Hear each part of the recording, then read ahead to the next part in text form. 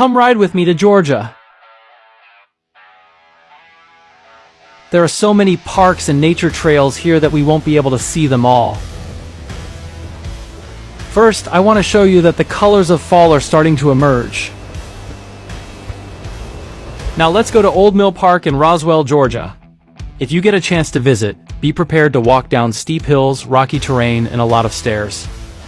Make sure to have water with you to stay hydrated. Once you make it down to the creek, there are more trails that take you to a huge waterfall. I didn't walk that far this time. We will return.